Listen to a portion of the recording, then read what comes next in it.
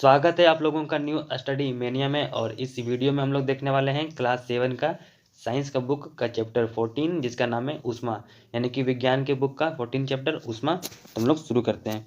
और आप लोग को बता दें कि आप लोग अपना लाइफ में बहुत सारे वस्तुओं को देखते हैं, जिनमें से कुछ वस्तुएं ठंडी होती है और कुछ वस्तुएं गर्म होती है, जिसे आप लोग हाथों से छूकर यानी कि स्पर्श करना यानी कि हाथों से छूना। ठीक है, तो आप लोग स्पर्श करके ये बता सकते हैं कि कौन सा वस्तु गर्म है या फिर कौन सा वस्तु गर्म नहीं है यानी कि ठंडा है।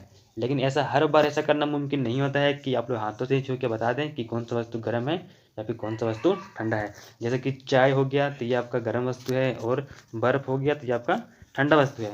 चाय गर्म होती है और बर्फ़ ठंडी होती है। ठीक है, और आप लोगों को इस बात को कि हाथों से छू के बताना हर बार मुमकिन नहीं है, इस बात को आप लोग एक छोटा सा क्रियाकलाप से भी समझ सकते हैं। जैसे कि आप लोग यहाँ फिगर में देखिए, आप लोगों को 3 पारदर्शी टब लेना है। पारदर्शी कहने का मतलब है कि जिसके आर पार देखा जा सके उसे पारदर्शी कहते हैं। तो आप लोगों को पारदर्शी टब लेना है 3।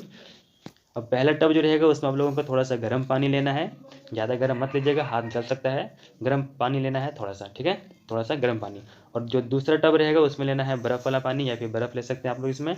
और जो तीसरा टब रहेगा उसमें नॉर्मल वाटर लेना है, यानी कि चापाकल का पानी या फिर नल, कुएँ, ये सब का पानी।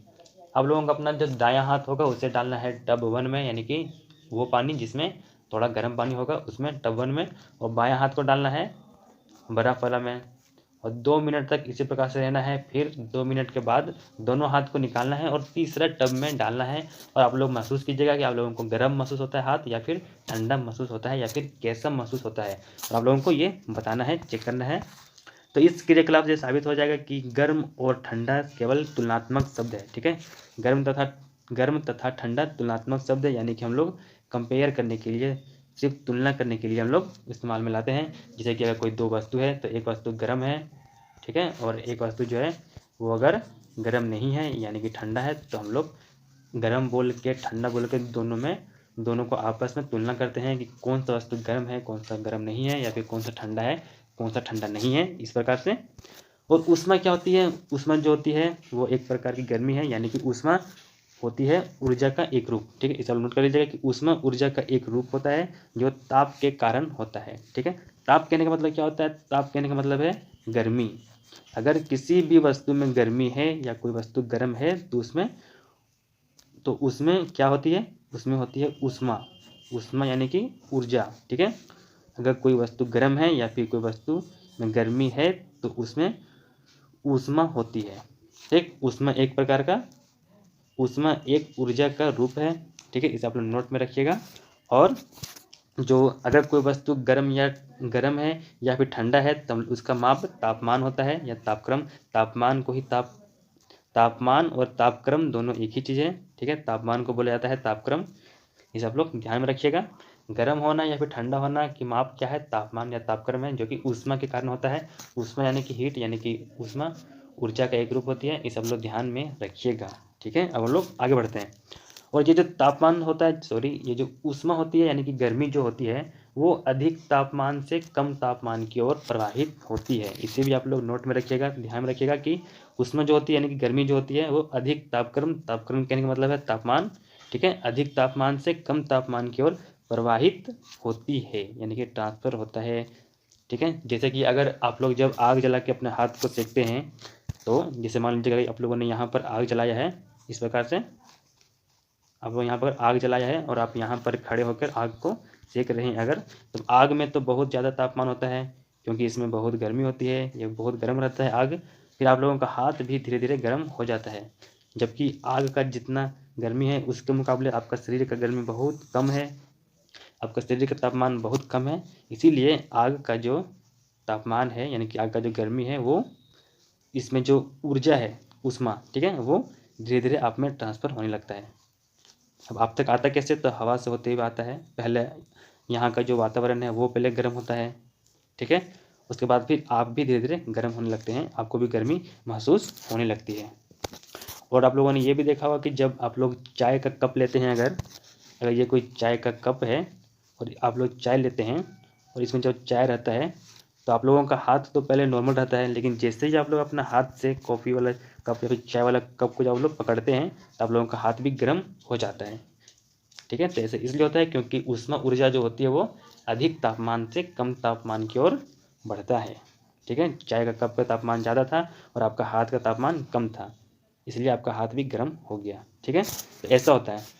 और तापमान को मापने के लिए जो हम लोग यंत्र का यूज करते हैं जिसे थर्मोमीटर कहते हैं। थर्मोमीटर बहुत प्रकार का होता है और थर्मोमीटर कहने का मतलब है तापमापी। ठीक है, तापमान मापने के लिए तापमापी का उपयोग किया जाता है और तापमापी को ही कहते हैं इंग्लिश में थर्मामीटर। इसे तो आप लोग नाम सुना ही होगा, जब आप लोगों को बुखार वगैरह लग जाता है तब थर्मामीटर का उपयोग से शरीर का तापमान पता लगाया जाता है। ठीक है, और तापमापी जो होती है वो बहुत तरह की होती है तापमापी, जिसमें से कुछ क्या है डॉक्टरी थर्मामीटर है, और दूसरा क्या है प्रयोगशाला थर्मामीटर, और तीसरा क्या है अधिकतम न्यूनतम थर्मामीटर, और वगैरह वगैरह। ठीक है, तो हम लोग डॉक्टरी थर्मामीटर के बारे में जानेंगे इसे। हम लोग देखते हैं इसको। डॉक्टरी थर्मामीटर क्या होता है कि जिस थर्मामीटर से बुखार लगने पर उसका तापमान मापा जाता है उसे डॉक्टरी थर्मामीटर कहते हैं। अगर आप लोगों का कभी बुखार लगा होगा तो आप लोगों का शरीर का भी तापमान ऐसा ही थर्मामीटर से मापा गया होगा। ये जो थर्मामीटर होते हैं डॉक्टरी वाला, ये अलग अलग डिजाइन के भी हो सकते हैं। ठीक है, तो यहाँ पर एक प्रकार का दिखाया हुआ आप लोगों को, हम लोग इसे थोड़ा सा समझ लेते हैं। इसमें क्या होता है कि ये जो आप लोगों को बाहर से जो दिख रहा है ये वाला हिस्सा, ये कांच का बना होता है। ठीक है, ये कांच का बना होता है, और ये जो सामने का जो हिस्सा दिख रहा है वाला चमकीला वाला हिस्सा, इसे कहते हैं घुंडी। इसे घुंडी कहते हैं। ठीक है, और इसे ही बल्ब कहा जाता है पारामीटर का। ठीक है, और ये वाला जो हिस्सा है आप लोगों का घुंडी, घुंडी में ही क्या होता है पारा भरा हुआ होता है। ठीक है, घुंडी में पारा भरा होता है। ठीक है, इसे आप लोग ध्यान में रखिएगा इस बात को। और यहाँ पर दिख रहा है आप लोगों को, शायद फिगर में अच्छे से नहीं दिख रहा होगा, लेकिन इस जगह पर यहाँ पर इस प्रकार से होता है, अंदर में एक और नली जैसा होता है, इस प्रकार से थोड़ा सा मुड़ा हुआ होता है। तो इससे कहा जाता है, इसे किंक कहा जाता है। और ये क्या काम करता है कि ये पारा को नीचे गिरने से रोकता है। और यहाँ पर जो आप लोगों को ये जो स्केल जैसे दिख रहा है ऊपर में वाइट कलर का स्केल जैसा, इसी में मापन होता है तापमान का, जो आप लोगों का 45 डिग्री से 42 डिग्री तक का तापमान बताता है। वो भी 45 डिग्री सेल्सियस से 42 डिग्री सेल्सियस तक का तापमान इसमें बताया जा सकता है। ठीक है, अब सेल्सियस क्या होता है कि जिस प्रकार से लंबाई का मात्रक होता है मीटर, सेंटीमीटर और किलोमीटर, उसी प्रकार से तापमान का भी मात्रक होता है जिसे डिग्री सेल्सियस कहा जाता है। और डिग्री फ़ारेनहाइट, डिग्री सेल्सियस दिखाते हैं इस प्रकार से ऐसे, और जो फ़ारेनहाइट होता है उसे दिखाते हैं इस प्रकार से। ठीक है, इसे आप लोग नोट रखिएगा। अब लोग आगे बढ़ते हैं। अब बात आता है कि ये जो थर्मामीटर जो होता है इसमें पारा का उपयोग क्यों किया जाता है। पारा क्या होता है, पारा एक प्रकार का तरल धातु होता है, यानी कि ये द्रव अवस्था में होता है। ठीक है, तो इसका उपयोग होता क्यों है, तो इसका उपयोग इसलिए होता है क्योंकि ये जो होता है ये एक प्रकार का धातु होता है जो द्रव अवस्था में होता है, यानी कि तरल अवस्था में होता है। और ये क्या होता है, तापमान बढ़ने से पारा का प्रसार एक समान रहता है। अब यहाँ पर एक वर्ड आया है जो लिखा हुआ है प्रसार। ठीक है, तो प्रसार का क्या मतलब होता है, प्रसार का मतलब होता है फैलाव। ठीक है, अगर पारा का तापमान बढ़ जाता है तो वो एक समान फैलता है, कहीं ज़्यादा कम होकर नहीं फैलता है, वो एक समान फैलता है। ठीक है, और ये जो पारा होता है ये ऊष्मा का सुचालक होता है। सुचालक कहने का मतलब है कि इससे ऊष्मा पास होता है आसानी से। ठीक है, और ये क्या होता है, जो पारा होता है ये चमकदार भी होता है और शीशे के बाहर से भी देखा जा सकता है। अगर ये आप लोग मान लीजिए कि थर्मामीटर है अगर ये, ठीक है, और ये थर्मामीटर है और अंदर में अगर पारा है, तो पारा अगर यहाँ से यहाँ तक है तो आप लोग इसे आसानी से शीशे के बाहर से देख सकते हैं कि यहाँ पर पारा है। ठीक है, ये सब लोग देख सकते हैं इस प्रकार से। और ये शीशे में चिपकता भी नहीं है, इससे भी फायदा होता है, इसीलिए पारा का इस्तेमाल होता है। मतलब ये वाला जो आप लोग यहाँ पर 5 जो कारण देखें अभी, इन्हीं 5 कारणों के कारण पारा का इस्तेमाल किया जाता है थर्मामीटर में। ठीक है, अब हम देखते हैं छोटा सा क्रियाकलाप देखते हैं क्या करना है कि आप लोगों को डॉक्टरी थर्मामीटर लेना है और अपना 2 साथी का तापमान आप लोगों को माप के देखना है। ठीक है, और ये जो डॉक्टरी थर्मामीटर जो होता है ये क्या करता है कि इससे सिर्फ मानव शरीर का ही तापमान मापा जा सकता है। अन्य वस्तुओं का मतलब कि बाकी वस्तुएं जो हो गई, मतलब हम लोगों का शरीर छोड़ के उस सभी वस्तुओं का तापमान मापने के लिए अलग प्रकार का तापमापी का उपयोग किया जाता है, जिसे प्रयोगशाला तापमापी कहते हैं। ठीक है, और जो ये जो होता है एक प्रकार का तापमापी, जिसे अभी हम लोगों ने जाना कि प्रयोगशाला तापमापी कहते हैं। ये भी डॉक्टरी थर्मामीटर के जैसा ही होता है और दिखता है, और लेकिन इसमें किंग नहीं होता है, ठीक है, इसमें नहीं होता है किंग। और इसका जो परिसर होता है, परिसर कहने का मतलब है रेंज, यानी कि कहाँ से कहाँ तक का तापमान को बताया जा सकता है। जिस प्रकार से अभी हमने जाना था थोड़ी देर पहले कि ये जो डॉक्टरी थर्मामीटर जो होते हैं वो 35 डिग्री सेल्सियस से 42 डिग्री सेल्सियस तक का तापमान बता सकता है डॉक्टरी थर्मामीटर। तो डॉक्टरी थर्मामीटर का जो परिसर होता है वो परिसर कितना होता है, वो होता है 35 डिग्री सेल्सियस से कितना, 42 डिग्री सेल्सियस, ठीक है। तो उसी प्रकार से जो प्रयोगशाला तापमापी होता है उसका परिसर क्या होता है, 10 डिग्री सेल्सियस से 110 डिग्री सेल्सियस तक, ठीक है। और डॉक्टरी थर्मामीटर के जैसे ही इसका भी चेक किया जाता है कितना तापमान है कितना नहीं। इसे आप लोग एक एक्सपेरिमेंट से समझ सकते हैं। क्या करना है कि आप लोग एक बीकर लेना है शीशे का, या फिर गिलास ले सकते हैं शीशे का, उसमें आधा पानी भर देना है, ठीक है। और पानी आप लोगों को कहाँ का पानी लेना है, आप लोग पानी नल का ले सकते हैं, हैंडपंप का, या फिर कुएं का, या फिर कहीं से पानी ले लीजिए, उसमें आधा भर दीजिए। और उसी पानी में फिर क्या करना है आप लोगों को, जो तापमापी होता है प्रयोगशाला तापमापी, उसका घुंडी को डुबाना है कुछ इस प्रकार से, देखिए इस प्रकार से आप लोगों को करना है, ठीक है। ये एक तापमापी है, जो ये आपका प्रयोगशाला तापमापी है, ठीक है, प्रयोगशाला तापमापी है। तो आपको इस प्रकार से आपको डुबाना है इसमें, और इस प्रकार से डुबाना है कि ये जो इसका जो घुंडी रहेगा, ये वाला हिस्सा आगे वाला घुंडी, उसको पूरा नीचे टच होने नहीं देना है, थोड़ा सा ऊपर ही रखना है इसको, ठीक है। तो आप लोग इसमें इस तापमापी में जो पारा होगा उससे आप लोग ऊपर की ओर बढ़ते हुए देख सकते हैं, ठीक है।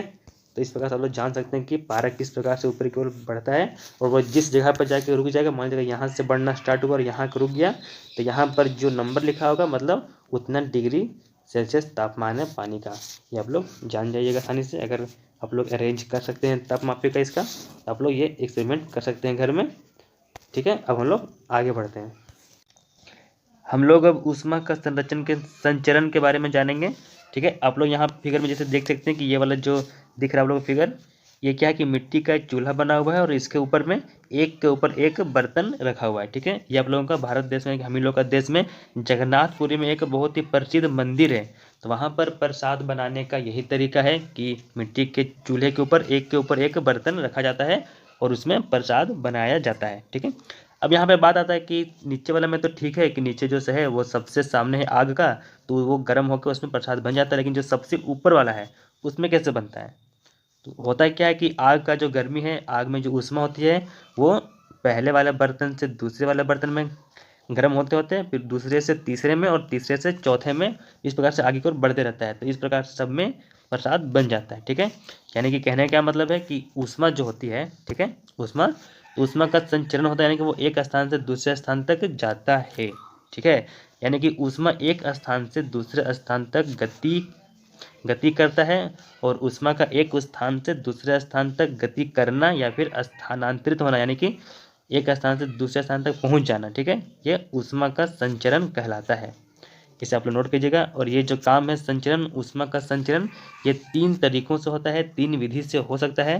पहला विधि क्या है, पहला विधि है चालन विधि, ठीक है। अब चालन विधि में क्या आता है कि जिस प्रकार से अगर आप लोग कभी अपने दोस्तों को अपने स्कूल में अगर अपने बर्थडे के मौके पर अगर चॉकलेट बांटे होंगे, तो आप लोग एक आसान उपाय लगा सकते थे। क्या लगा सकते थे कि आप लोग अपने बगल वाले को एक एक चॉकलेट देते जाते और उसे आगे बढ़ाने के लिए बोलते जाते हैं। तो इस प्रकार से पूरे क्लास में चॉकलेट बट जाता है एक ही बार में, इस प्रकार से। तो इस प्रकार से अगर, ठीक है, इसी प्रकार से अगर जो ऊष्मा होती है, ऊष्मा का एक स्थान से दूसरे स्थान तक संचरण को चालन कहते हैं, ठीक है। यानी कि एक से दूसरे में, फिर दूसरे से तीसरे में, तीसरे से चौथे में, अगर इस तरह से अगर हो रहा है ऊष्मा का संचरण, तो उसको हम लोग चालन विधि कहते हैं, ठीक है। और इसमें क्या होता है कि इसमें अधिक तापमान वाले क्षेत्र से कम तापमान वाले क्षेत्र तक ऊष्मा का संचरण होता है, यानी कि ऊष्मा का मतलब कि एक स्थान से दूसरे स्थान तक पहुंचता है, ठीक है। इसे आप लोग नोट में रखिएगा कि चालन विधि में क्या होता है कि अधिक तापमान वाले क्षेत्र से कम तापमान वाले क्षेत्र में ऊष्मा का चालन होता है, ठीक है। और इसे आप लोग इस फिगर से भी समझ सकते हैं। देखिए यहाँ पर क्या किया गया है, यहाँ पर एक आप लोग जिस जिस कांटा से सिलाई होता है या फिर आप लोग लोहे का कोई पतला सा छड़ ले सकते हैं, उसे दो ईंटा से उसे दाब दिया गया है ताकि वो हिले डुले नहीं। और यहाँ पर आगे में उसके क्या हुआ कि मोमबत्ती को जलाया गया। ठीक है, आप लोग मोमबत्ती को जो जलाते हैं तो ये जो छड़ है या फिर जो आप लोगों ने सिलाई करने वाला कांटा लिया है तो उसमें क्या होता है कि यहाँ पहले सामने में गर्म होना शुरू होता है। ठीक है, तो ये भी क्या है, चालन विधि का एक एग्जाम्पल है। तो इससे निष्कर्ष क्या निकलता है हम लोगों का कि जो जैसे कि जिसमें ऊष्मा होती है, ठीक है, तो उससे कारण क्या होता है, पहले जो सबसे नज़दीक वाला सिरा रहेगा वो पहले गर्म होता है। ठीक है, इसे आप लोग नोट में रखिएगा। और मतलब कि गर्म क्षेत्र से ठंडे क्षेत्र की ओर ऊष्मा का स्थानांतरित होता है, यानी कि पहुंच जाता है। ठीक है, और इसके चालन के लिए कुछ शर्तें भी है। अब चालन के लिए कुछ शर्त क्या है कि चालन विधि कब होगा आप लोगों का, कि अगर दोनों वस्तुएं एक दूसरे के संपर्क में हैं तभी चालन हो सकता है। यानी कि अगर यहाँ कोई गर्म वस्तु है, यहाँ कोई ठंडा वस्तु है, तो दोनों एक दूसरे के संपर्क में रहेगा तभी ऊष्मा यहाँ से इसमें ट्रांसफ़र होगा, नहीं तो नहीं होगा। ठीक है, और दोनों का तापमान अलग अलग होना चाहिए तभी चालन विधि होगा। अगर इसका तापमान मान लीजिए कि 50 डिग्री सेल्सियस है और इसका मान लीजिए 30 डिग्री सेल्सियस है तभी ऐसा हो सकता है, नहीं तो ऐसा नहीं होगा।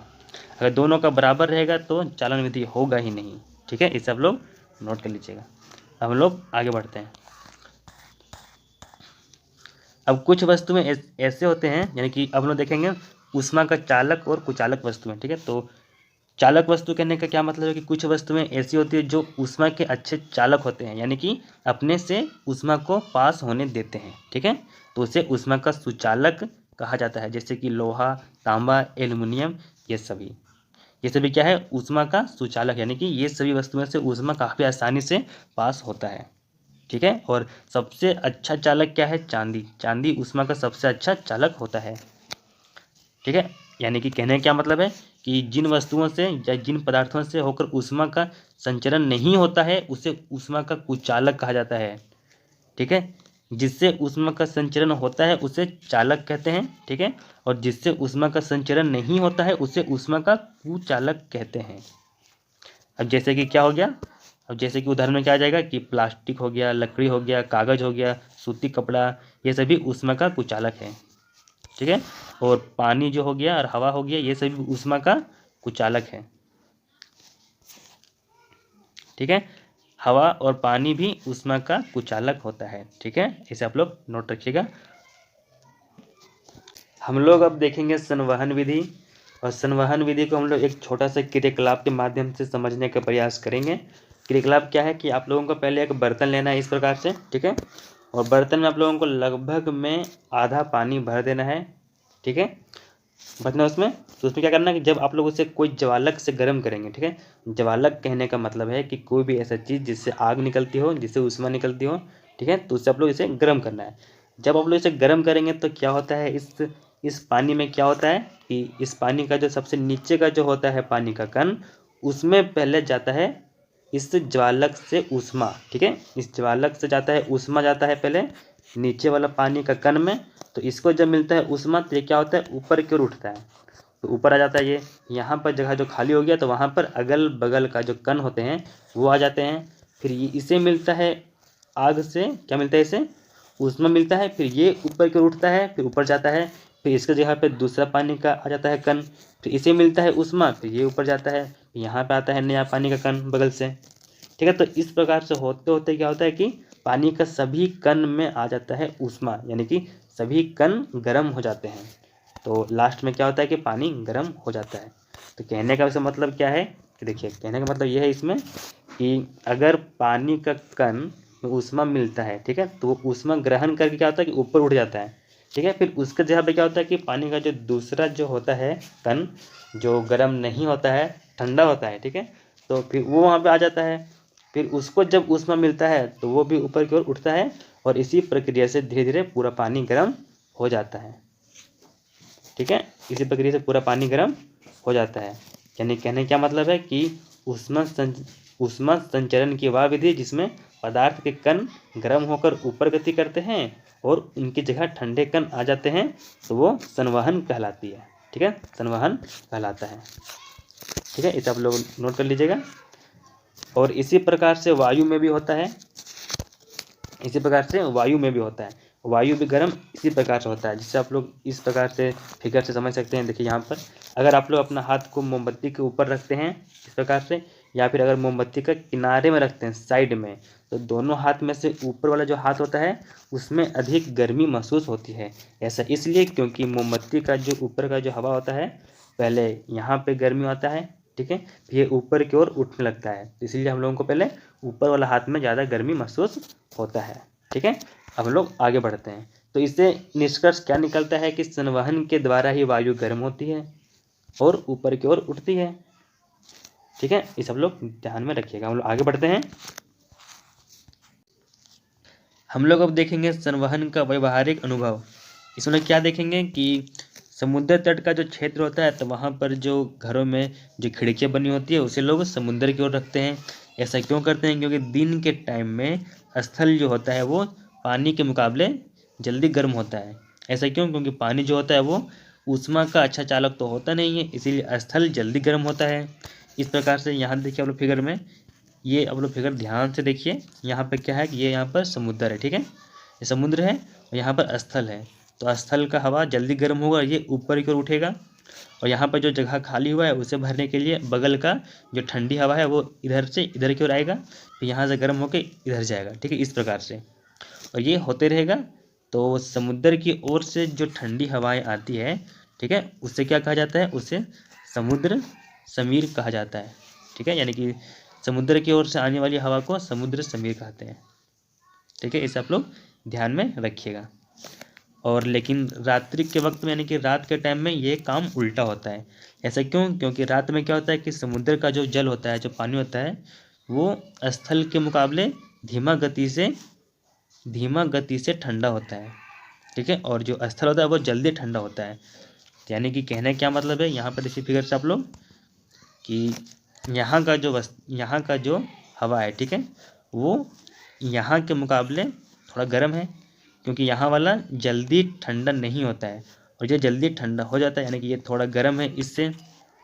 ठीक है, तो यहाँ का ऊपर जाएगा इस प्रकार से, और यहाँ का हवा इधर आएगा इस प्रकार से। ठीक है, तो इस प्रकार से जो आता है, यानी कि कहने का मतलब है कि समुद्र की जो गर्म हवा ऊपर उठती है, ठीक है, और लेकिन होता क्या यहाँ पर कि स्थल की ओर से, यानी कि स्थल की ओर से जो हवा होती है ठंडी, वो समुद्र की ओर बहती है, क्योंकि समुद्र की गर्म हवा ऊपर उठती है, जिसे हम लोग थल समीर कहते हैं।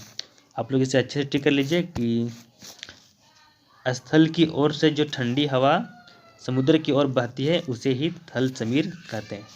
ठीक है, इसे आप लोग नोट कर लीजिए। हम लोग आगे बढ़ते हैं। हम लोग अब जानेंगे विकिरण विधि के बारे में। ठीक है, तो इसमें क्या होता है कि जब गर्मी का जो टाइम रहता है और आप लोग जब अगर धूप में कभी खड़े होते हैं तो आप लोगों को गर्मी महसूस होता होगा। ठीक है, और आजकल तो सोलर कुकर भी आने लगा है जिसमें सूर्य के गर्मी के हेल्प से भोजन भी पकाया जाता है। ठीक है, लेकिन अब यहाँ बात यह आता है कि सूर्य से हमारे पृथ्वी तक ऊष्मा कैसे पहुँचती है, जबकि सूर्य जो होता है और जो हमारी पृथ्वी है ये तो बहुत दूर है, और प्लस क्या है यहाँ पर कि यहाँ तक केवल हवा है हम लोग का वातावरण में। ठीक है, लेकिन यहाँ पर तो हवा है ही नहीं, तो यहाँ से यहाँ तक इसका मतलब कि सूर्य का ऊष्मा कैसे पहुँच पाता है। ठीक है, तो हम लोगों ने जो भी दो ठो विधि को देखा, यानी कि चालन विधि और संवहन विधि, तो ये सब में ऊष्मा संचरण के लिए क्या होता है कि एक माध्यम की आवश्यकता होती है। ठीक है, जिसके कारण ऊष्मा का संचरण होता है। लेकिन ऊष्मा का संचरण का वह विधि जिसमें संचरण के लिए कोई माध्यम का आवश्यक नहीं है, ठीक है, विकिरण कहलाता है। यहाँ पर देखिए, यहाँ पर कुछ छूटा हुआ था बुक में, यहाँ पर लिखा हुआ ना आवश्यक है, यहाँ पर होता है, यहाँ पर होगा कि आवश्यक नहीं है। ठीक है, आप यहाँ पर नहीं लिख लीजिएगा बीच में। ठीक है, ताकि पता चले कि ऊष्मा के संचरण की वह विधि, देखिए अब ध्यान से यहाँ पर आप लोग, कि ऊष्मा के संचरण की वह विधि जिसमें संचरण के लिए माध्यम आवश्यक नहीं है। ठीक है, यहाँ पर लिख लीजिए नहीं है विकिरण कहलाती है। ठीक है, यानी कि विकिरण जो विधि होता है उसमें ऊष्मा का संचरण के लिए किसी माध्यम की आवश्यकता नहीं होती है। ठीक है, इसीलिए जब आप लोग आग तापते हैं या फिर हीटर के सामने आप लोग जब बैठते हैं, अगर मान लीजिए, तो आप लोगों को विकिरण के माध्यम से ही ऊष्मा प्राप्त होती है। ठीक है, और क्या होता है कि जब जितना भी गर्म जो चीज़ें होती है या फिर कोई गर्म वस्तु हो गया या फिर कोई गर्म पिंड हो गया तो उस सभी से विकिरण के रूप में ऊष्मा विकृत होती है। विकृत होती कहने मतलब है कि उनके शरीर से निकलती है, मतलब उनसे निकलती है। ठीक है, क्या निकलती है? ऊष्मा। और जब ये ऊष्मा निकलती है तो विकिरण के रूप में निकलती है, तो ये अन्य वस्तुओं से टकराते हैं और कुछ टकराकर परावर्तित हो जाते हैं और कुछ अवशोषित कर लिए जाते हैं। अगर अवशोषित कोई वस्तु के द्वारा हुआ है तो वो वस्तु का तापमान क्या होगा? ताप बढ़ जाता है। ठीक है, तो आप लोग जान चुके हैं कि कोई भी वस्तु या कोई भी चीज़ें कैसे गर्म होती है या फिर कैसे ठंडी हो जाती है, आप लोग जान चुके हैं। ठीक है, और अब क्या होता है कि देखिए गर्मियों के टाइम में, ठीक है, मतलब कि गर्मी के वक्त में सफ़ेद या फिर हल्का रंग का जो वस्त्र होता है वो हम लोगों को बहुत आरामदायक लगता है। ऐसा क्यों लगता है? क्योंकि जो हल्के रंग के जो कपड़े होते हैं वे क्या करते हैं कि सूर्य से जो विकिरण जो आती है उसकी जो ऊष्मा आती है उसे मतलब कि अवशोषित ज़्यादा नहीं करते हैं और वो ज़्यादातर ऊष्मा को परावर्तित देते हैं कर, जिस कारण हमें ज़्यादा गर्मी नहीं लगती उनसे। और ऐसा ही होता है कुछ सर्दियों के टाइम में भी गहरे रंग के साथ। सर्दियों के टाइम में गहरे रंग का जो हम लोग पहनते हैं तो उनका काम क्या रहता है कि जो सूर्य से जो विकिरण के रूप में जो ऊष्मा आती है तो उसे गहरे रंग के कपड़े क्या करते हैं? अवशोषित कर लेते हैं, जिसके कारण हमें थोड़ी गर्मी लगती है। ठीक है, और क्या होता है कि हम लोग सर्दियों में हम लोग ऊनी वस्त्र पहनते हैं, जबकि ऊन जो होता है वो ऊष्मारोधी होता है। ठीक है, तब इसका फायदा हम लोग को क्या मिलता है कि इनके रेशों के बीच में ना वायु फंसी रहती है, मतलब वायु होती है। ठीक है, और वायु वालों को पता है कि ऊष्मा का कुचालक यानी कि चालक नहीं है। तो ये क्या करता है कि हम लोगों का शरीर से जो ऊष्मा निकलती है, शरीर की जो ऊष्मा उसे मतलब कि विकृत होने से रोकती है, यानी कि बाहर निकलने से रोकती है और हमें गर्म लगती है। ठीक है, तो इसीलिए एक काम और होता है कि गर्मी के प्रदेशों में यानी कि गर्म प्रदेश में जहाँ गर्मी ज़्यादा होती है वहाँ का मकानों में सफ़ेद रंग या तो फिर हल्का हल्का रंग का पुताई करने का मतलब कि सभी को पुताई करना चाहिए और पुताई करते भी हैं ताकि गर्म ज़्यादा ना हो। ठीक है, तो इसे आप लोग नोट कर लीजिएगा और इसी के साथ ये हम लोग का चैप्टर समाप्त होता है। अब हम लोग जल्द ही मिलेंगे इसके अगले वीडियो में और हम लोग इसके अगले वीडियो में क्या देखेंगे? इस चैप्टर